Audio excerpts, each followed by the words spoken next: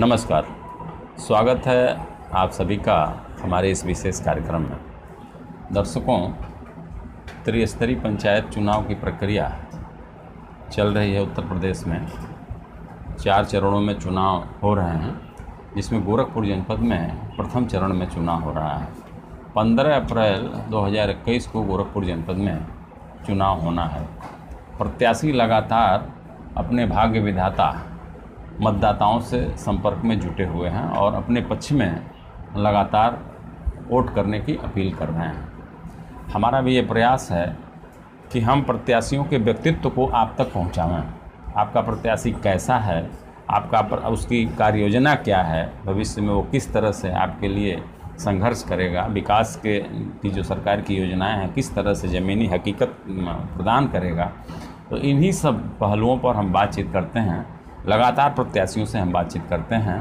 तो आज हमारे साथ छोटे लाल निषाद जी हैं, जो गोरखपुर जनपद के टिकरिया बुजुर्ग गांव से ग्राम प्रधान पद के प्रत्याशी हैं। इनसे हम आज बातचीत करेंगे और इनके व्यक्तित्व को आप तक पहुंचाने का प्रयास करेंगे। छोटे लाल जी, आपका हमारे कार्यक्रम में स्वागत है। सबसे पहले जैसे हमने बताया कि आपका नाम जो है जी छोटे लाल निषाद है। दर्शक ये जानना चाहता है, मतदाता ये आपके बारे में जानना चाहता है, तो आपके पिताजी के बारे में हम जानना चाहेंगे। आपके पिताजी का क्या नाम है? हमारे पिताजी का नाम सर श्री राम महेश निषाद है। बिल्कुल। और माताजी का? माताजी का श्रीमती वसुंधरा देवी। वसुंधरा देवी। अच्छा, आपका डेट ऑफ बर्थ जो है, आपका जन्म कहाँ हुआ था, कब हुआ था, जरा सामने? जन्म हमारा 4 अगस्त 1991 को हमारे ननिहाल में हुआ था। अच्छा अच्छा। और आपकी जो प्राथमिक शिक्षा शुरू हुई थी वो कहाँ से हुई थी? हमारी प्राथमिक शिक्षा मालहम पार्क के स्वामी विवेकानंद स्कूल से स्टार्ट होकर और हमने हाई स्कूल की योग्यता सरस्वती शिशु विद्या मंदिर खड़िया शक्ति नगर सोनभद्र से प्राप्त की। अच्छा, आपने जो है हाई स्कूल की शिक्षा सोनभद्र से आपने? जी। अच्छा, इंटरमीडिएट की शिक्षा? इंटरमीडिएट की शिक्षा हमने भटोली बाजार से प्राप्त की। अच्छा, भटोली इंटर कॉलेज। अच्छा अच्छा, यानी आपकी शिक्षा जो है इंटरमीडिएट तक है? इंटरमीडिएट है। अच्छा अच्छा। छोटे लाल जी, एक चीज़ ये बताइए कि जैसे आप चूँकि ग्राम पंचायत का जो है प्रधान पद का चुनाव लड़ रहे हैं जी, तो प्रधान पद का चुनाव लड़ रहे हैं, तो इसकी प्रेरणा आपको कहाँ से मिली? कैसे आपके दिमाग में आया, कि कैसे आपके विचार में आया कि हम प्रधान पद का चुनाव लड़ें? तो कहाँ से प्रेरणा मिली आपको? हमारे मन में हमारे घर से ही हमने सीखा राजनीति में आने के लिए। मतलब एक राजनीतिक पृष्ठभूमि आपके परिवार की? हमारे परिवार में पहले से ही राजनीतिक पृष्ठभूमि रही। इससे पहले हमारी माताजी ग्राम प्रधान थी और हम स्वयं उनके प्रतिनिधि थे। अच्छा। तो 5 साल के कार्यकाल में हमने भी कुछ उनसे प्रोत्साहित होकर राजनीति में आने का संकल्प लिया। अच्छा अच्छा, मतलब आपकी माताजी ग्राम प्रधान थी? जी बिल्कुल। तो एक जो है आपको वहाँ से प्रेरणा मिली? जी। और अच्छा, माताजी आपकी जब ग्राम प्रधान थी तो पुनः इस बार वो चुनाव में माताजी क्यों नहीं आई? माताजी इसलिए नहीं आई क्योंकि सीट इस बार सामान्य हो गई है। अच्छा। और सामान्य सीट हो जाने के नाते आप जो है हम खुद स्वयं लड़ना चाह रहे हैं। और नहीं, ठीक, अच्छी बात है। जैसे जब सामान्य महिला जब थी तो आपकी माताजी ने प्रतिनिधित्व किया और अब आप जो है सामान्य सीट में आप जो है अपना भाग्य आजमा रहे हैं। अच्छा, ये बताइए कि जब माताजी ग्राम प्रधान थी तो इसका मतलब है कि ग्राम प्रधान का पद आपके परिवार में ही था? बिल्कुल। आप ही लोग जो है व्यवस्था को देख रहे थे, आप प्रतिनिधि भी अपने माताजी के थे। तो जो गांव में जो विकास की प्रक्रिया है, इसका मतलब है कि आपने गांव में ज़रूर कुछ किया होगा। तो विकास के अगर कार्यों की बात अगर हम करें, तो अगर हम बुनियादी सुविधाओं में सबसे पहले अगर हम सड़क की बात करें या खड़ंजे की बात करें, नाली की बात करें, तो आप क्या बताएंगे हमारे दर्शकों को, अपने मतदाताओं को? सर, हमने अपने 5 साल के कार्यकाल में आपकी माताजी ने जो किया? हमारी माताजी ने का निर्माण करवाए। अच्छा। और लगभग 300 परिवार को पेंशन मुहैया करवाएं और ग्राम सभा में बड़ी वाली पानी टंकी का व्यवस्था करवाएं, घर घर स्वच्छ पानी की व्यवस्था हो, और भूमिगत स्थल पर 400 मीटर नाली का निर्माण करवाया, अच्छा अच्छा। और लगभग 13 परिवारों को मुख्यमंत्री के द्वारा सामूहिक विवाह का प्रोत्साहन किया।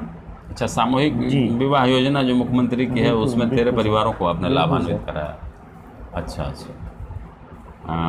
उसके बाद अच्छा, सौभाग्य योजना के तहत जो है, जैसा कि जब मोदी जी प्रधानमंत्री हुए थे तो उन्होंने कहा कि 18,000 गाँव में अब तक बिजली नहीं है। जब 2014 में वो प्रधानमंत्री बने थे तो उस सारे गाँव को संतृप्त कर दिया अपने प्रथम कार्यकाल में उन्होंने। उसके बाद जो है सारे घरों को संतृप्त करने की बात आई तो उसके तहत जो है सौभाग्य योजना की व्यवस्था हुई। तो सौभाग्य योजना में सारे परिवार को विद्युत व्यवस्था से जोड़ा जाना था।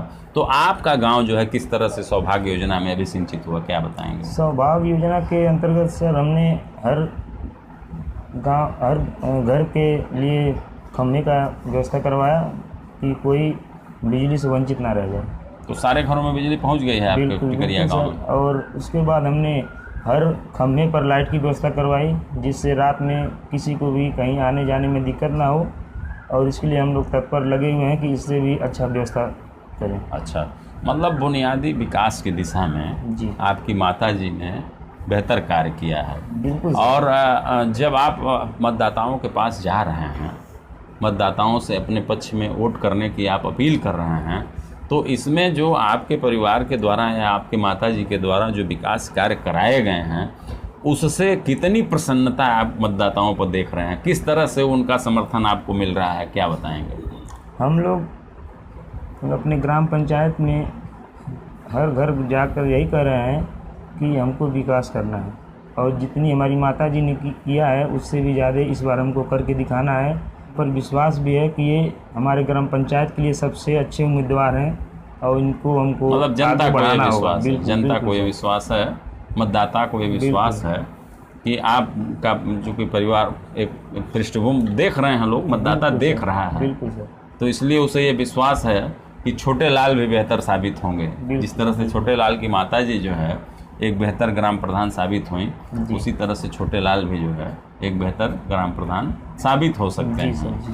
अच्छा, ये बताइए, जैसे त्रिस्तरीय पंचायत जो व्यवस्था है इसमें लोकतंत्र का जो असली स्वरूप है वो गांव पंचायत स्तर पर देखने को मिलता है, ग्रामीण स्तर पर देखने को जी मिलता सर, है। बिल्कुल सर, बिल्कुल। जैसे विधानसभा और लोकसभा का जब चुनाव होता है तो वहाँ दलीय निष्ठा काम करती है, कोई किस भाजपा का है, कोई कांग्रेस का है, कोई सपा का है, लेकिन गाँव में इस तरह की कोई बात नहीं देखने को मिलती है। तो गाँव में आप किस तरह से जो है, लोग किस तरह से आपको या लोगों को, अपने प्रतिनिधियों को किस नज़र से देखते हैं, कैसे आकलन करते हैं कि ये प्रतिनिधि जो सर, है? जो त्रिस्तरीय पंचायत चुनाव है इसमें ग्राम पंचायत की चुनाव होती है, इसमें ये ऋण होती है ऋण होती है, और बिल्कुल।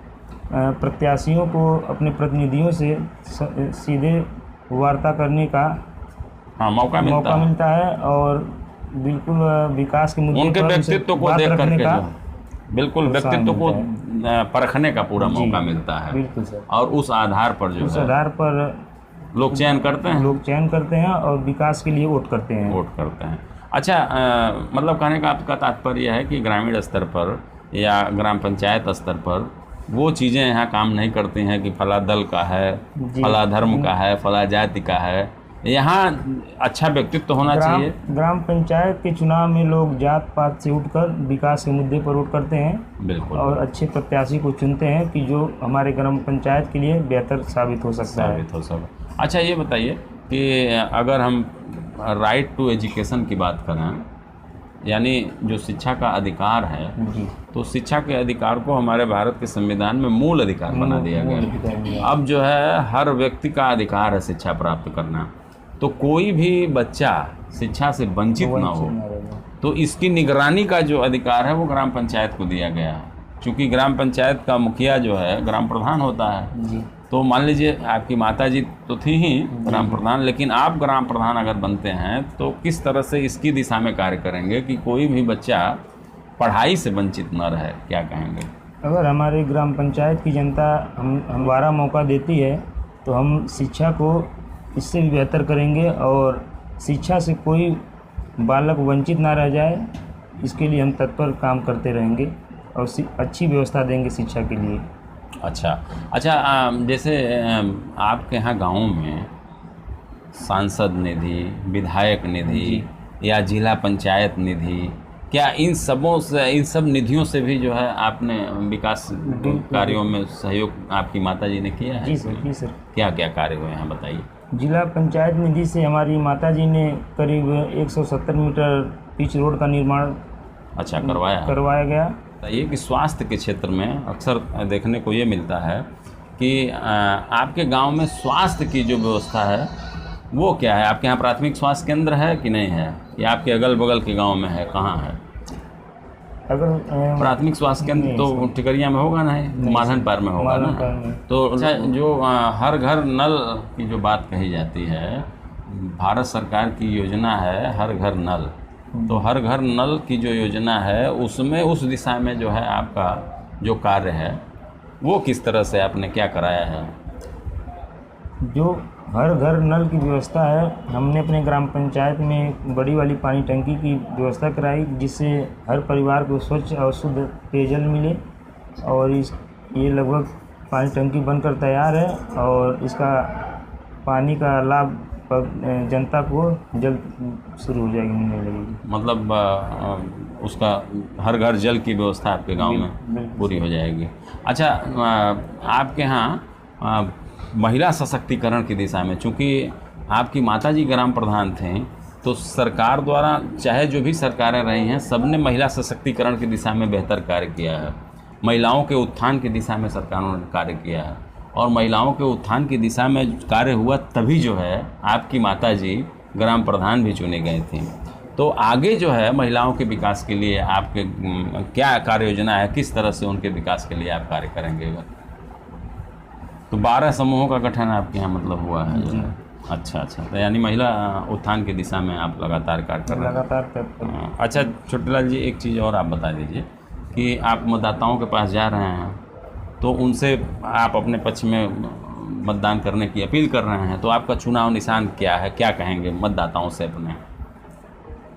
हम अपने मतदाताओं से यही कहेंगे कि हमारा चुनाव चिन्ह किताब है और हमारी माताजी का काम, हमारी माताजी के काम को देखते हुए जो 5 वर्ष में उन्होंने किया है, और उसको देखते हुए आप अवसर दें, आपको हमको एक बार फिर पुनः अवसर दें कि हम उससे बेहतर करें और चुनाव चिन्ह किताब पर मोहर लगाकर हमको भारी से भारी मतों से विजयी बनाना। छोटेलाल जी, आपका चूँकि समय जो है एक एक पल आपके लिए बड़ा महत्वपूर्ण है, चुनाव बिल्कुल एकदम 15 तारीख को होना है और आपके पास समय कम है, आपने अब महत्वपूर्ण जो है अपना समय निकाल कर आप हमारे पास आए, इसके लिए आपको बहुत बहुत धन्यवाद। धन्यवाद सर।